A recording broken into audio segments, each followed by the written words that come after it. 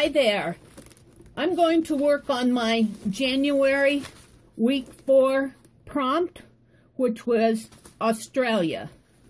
Week 1 prompt for January was circles. The week 2 prompt for January was animals.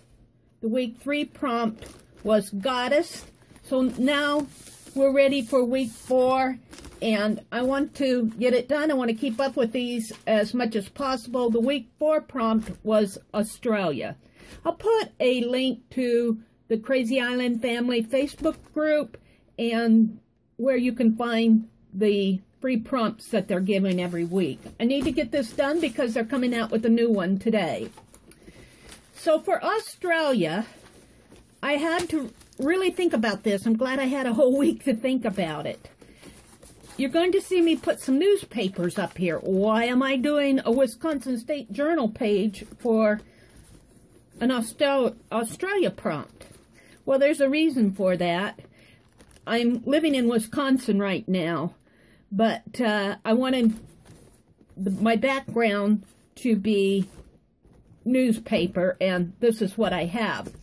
But I'm going to work off of this prompt in the sense of a childhood memory of Australia, probably what I associated Australia with when I was young.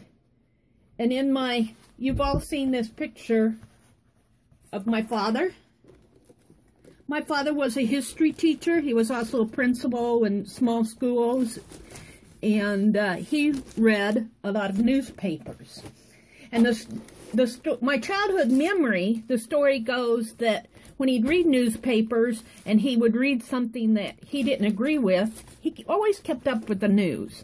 But if he read something political or in the local government or anything that he didn't agree with, he would always say, "I'm packing my bags and I'm moving to Australia."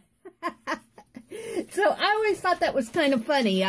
It's a childhood memory that I have of Australia. Then I went looking for maps of Australia. I found this one, which I thought was really pretty. And then what I like about this is, you know, Australia is kind of on the other side of the world from the United States. But if you look at the two continents, they're kind of mirrors of each other. Let me turn Australia upside down. Look at this. The coastline here of Australia, if you turn it upside down, really kind of takes the same shape as the coastline on the western United States. Isn't that interesting? And this could very easily be the Canadian border. And then it kind of gets out of shape here. They kind of extend their land area on on this side, which would be our eastern coast, and we don't. So but as it falls down this way, look, that could very easily mimic the shape of Florida and the Gulf of Mexico and Texas in there.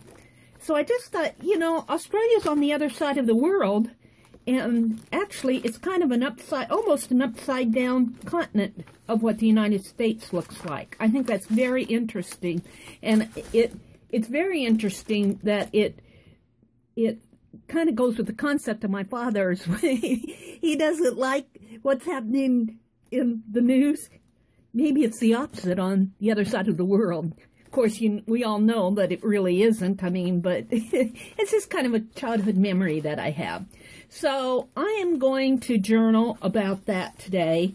From this point forward, I'm going to go into fast forward and what media that I'm using, which is very basic. Matte medium. I'm using up this gesso that Sue Hillis was so kind to send me. It's Claudine Helmut's Studio Gesso. I really do like using this, Sue. Thank you.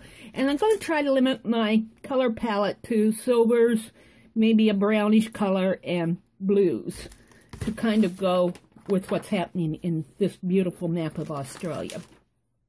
So from this point on, I'm going to go into fast forward, and you can watch.